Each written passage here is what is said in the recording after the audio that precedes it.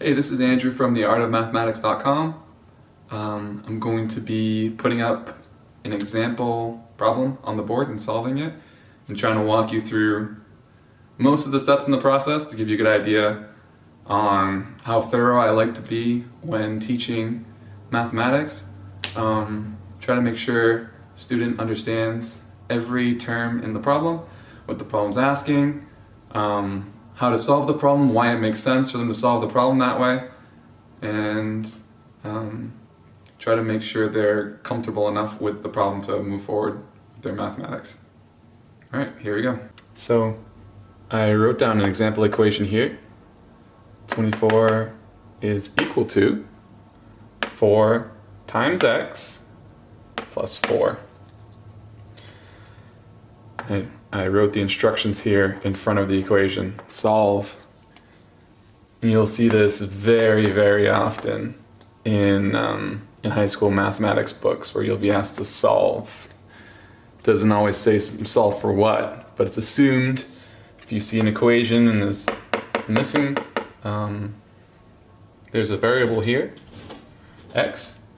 X is the variable most often used to denote a number that you don't know, that you'd like to know if you see the word solve in the question. So we're going to solve for x, that is to say find out what x is for this equation to be true. So for 24 to be equal to 4x plus 4, what does x have to be such that that's the case? One of the most important laws in mathematics is the law of equality. The law of equality states if this equation is true, which we're assuming it is, in order to solve for it, that whatever we do to one side of the equation, we can do the other. I can show you why that makes sense. I'm going to try an equality underneath this one. So 24 is equal to 24.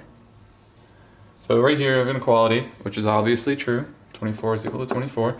What the law of equality says is that whatever we do to one side, we can do the other. And the equality will still be true as long as we do the exact same thing. So say I subtract 4 from this side, subtract 4 from this side. I'm drawing the operation that I'm going to perform on the numbers on top beneath them. So 24 minus 4, 24 minus 4 gives us 20 is equal to 20. Wow, that's pretty cool. We can do the same thing with multiplication or any other kind of operation. So let's say that 2 times 20 is equal to 2 times 20. See if that's true. 2 times 20 is 40. And 2 times 20 is 40. Yep, it's true. Whatever you do to one side of the equation, as long as the equality is true, as long as this term here really is equal to that term, you can do the exact same operation and you'll have the equality continue to be true. So the best way to figure out what x is, besides doing it in your head, is to try to get x by itself on one side of the equality sign so that you can just read out x is equal to yada yada yada. So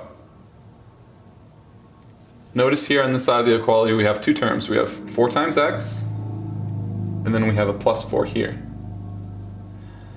Now, in order to isolate x more, we need to get rid of the 4. So what we do to one side of the equation, we do to the other. 24 minus 4 is 20.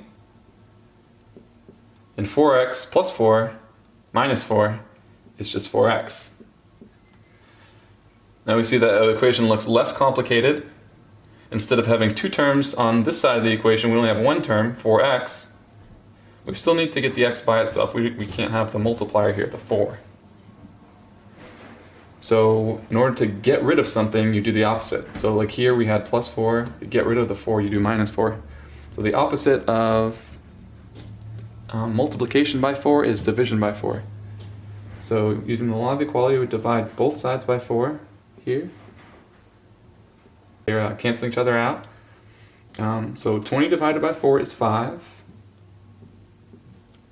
And then 4x divided by 4, or 4x's divided by 4 is x. There we go. X equals 5. 5 equals x.